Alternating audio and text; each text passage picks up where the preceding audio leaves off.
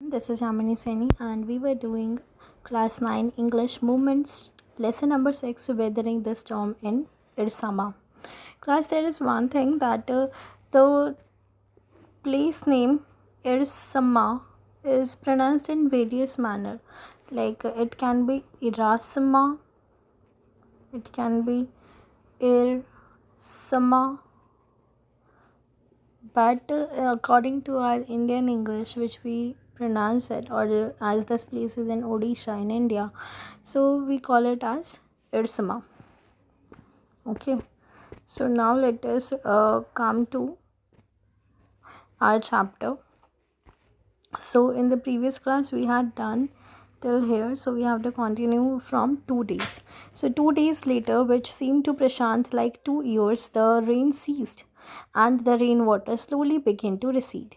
So what is the meaning of ceased? Means रुक जाना. What is the meaning of recede? That means कि जो पानी है वो निकलने लगा.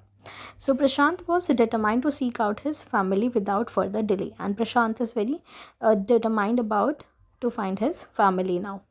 So, but the situation was still dangerous, and his friend's family pleaded with Prashant to stay back a little while longer. But Prashant knew he had to go. So, what happens is, जो situation थी वो अभी भी बहुत dangerous थी, खतरे से खाली नहीं थी, and he was but प्रशांत जो था उसे बहुत फिक्र हो रही थी अपने घर वालों की, ऑब्वियसली किसी को भी होती. So he wanted to go. So he equipped himself with a long sturdy stick and then started on his 18-kilometer expedition. So what happens is वो अपनी स्टडी में स्टडी स्टिक मतलब स्टडी का मतलब होता है स्ट्रॉन्ग मजबूत स्टिक. तो उसने एक अपने आप को इक्विप किया, मतलब अपने आप को उससे मतलब अपने पास रखा. इक्विप होना मतलब किसी चीज़ का आपके पास होना. तो इक्विप किया अपने आप को एक लॉन्ग स्टडी स्टिक के साथ और देन स्टार्टेड ऑन हिज 18-किलोमीटर expedition. Expedition means difficult journey. अपनी कठिन यात्रा के लिए वो 18 किलोमीटर्स के लिए वो, जैसे उसका जो गांव है, जो उसका विलेज है, वो 18 किलोमीटर्स फार अवे था. तो उस चीज़ के लिए यहाँ पे यूज़ किया है swollen flood waters. What is the meaning of swollen over here? Swollen का मतलब इंक्रीज्ड. जो फ्लड वाटर था वो बढ़ रहा था. increased flood water. It was a journey he would never forget. He constantly had to use his stick to locate the road to determine where the water was most shallow. So now he was using his stick, that sturdy stick, for checking the depth and for checking the road, like where it is. So look how much water is there till or above his waist level. So at places it was waist deep and progress was slow. At several points he lost the road and had to swim. After some distance, he was relieved to find two friends of his uncle who were also returning to their village. They decided to move ahead together. So what happens is, जो पानी है उसकी waste तक deep था और उसकी जो progress थी वो बहुत ही स्लो होती जा रही थी. तो काफ़ी सेवरल पॉइंट्स पे जो उसे ऐसा लगा कि जो रोड है वो नहीं मिल रही है और उसे उस जगह स्विम करना पड़ा. सो व्हाट हैपेंस इज, रास्ते में उसे अपने अंकल के दो फ्रेंड भी मिल जाते हैं and they decide to move ahead together, कि वो आगे एक साथ बढ़ेंगे.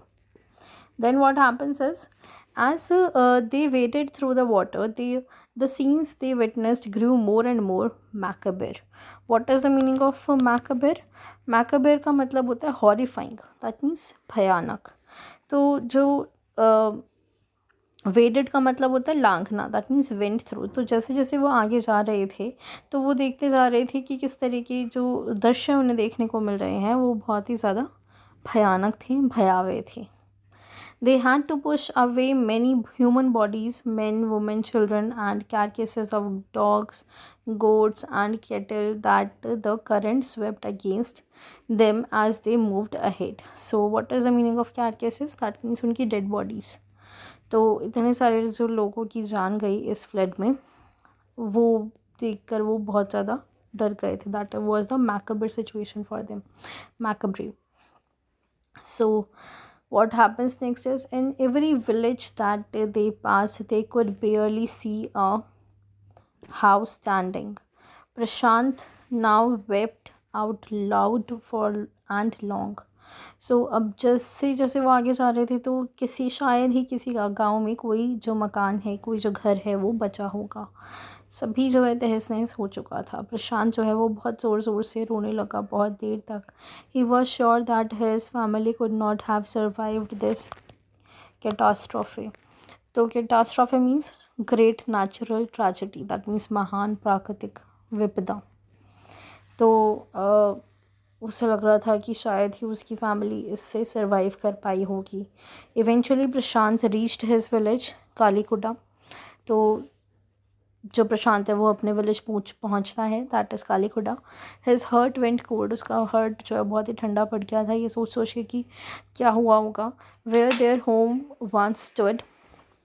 उसका जो होम था जहाँ पे वो मतलब जो प्लेस थी उसके घर की, there were only remnants of its roof. वहाँ पे सिर्फ उसकी रूफ के रिमेनिंग पार्ट्स बचे हुए थे. रेमिनेंट्स मीन्स रिमेनिंग पार्ट्स, बचे हुए पार्ट्स उस घर की रूफ के. Some of their belongings were caught mangled and twisted in the branches of trees just visible above the dark waters. So what happen is कि मैंगल्ड मतलब टूटे हुए, ट्विस्टेड मतलब मुड़े हुए. तो जो क्लोथ्स थे उनके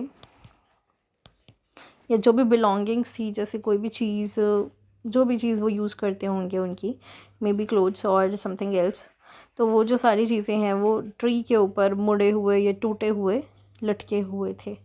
just visible above the dark waters. तो उस वाटर के मतलब जो वाटर लेवल था उसके ऊपर से वो देख सकते थे उसे.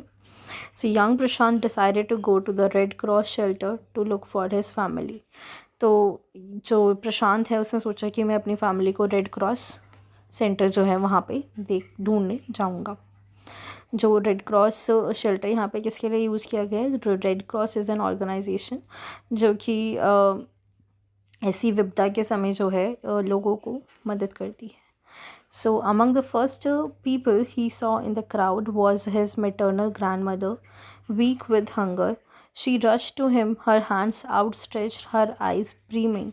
It was a miracle they had long given him up for dead. So what is happening is कि जो पहला इंसान वो देखता है भीड़ में वो उनकी मैटरनल ग्रैंडमदर थी और जो कि बहुत वीक लग रही थी हंगर से, और वो उनकी तरफ रश करती है, भागती हैं प्रशांत की तरफ.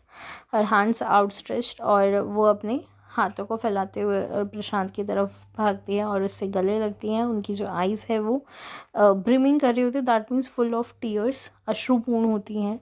और वो कहते हैं ये इट वाज अ मिराकल, ये एक मिराकल था.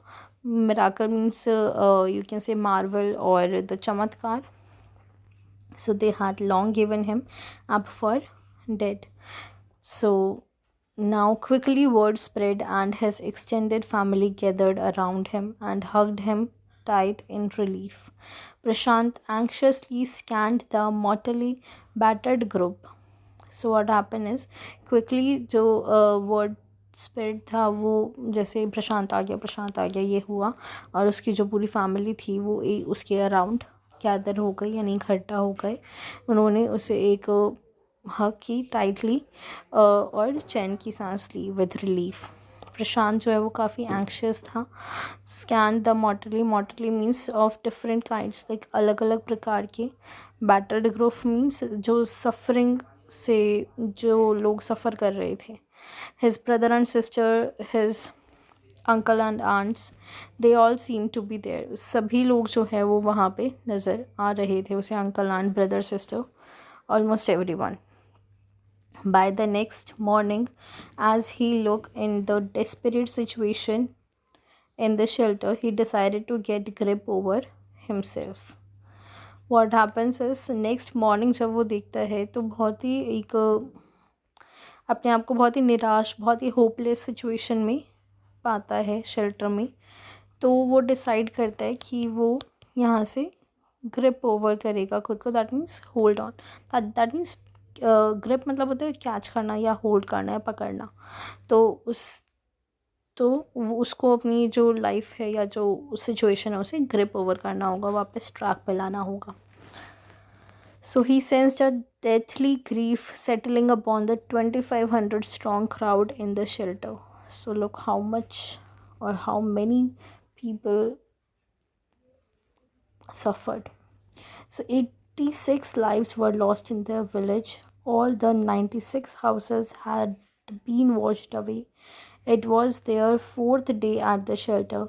So far, they had survived on green coconuts. और अभी तक वो ग्रीन कोकोनट्स जो है उसके ऊपर सर्वाइव कर रहे थे, नहीं और कुछ खाने को नहीं था. But there were too few to go around such a tumult of people. Tumult means शोर.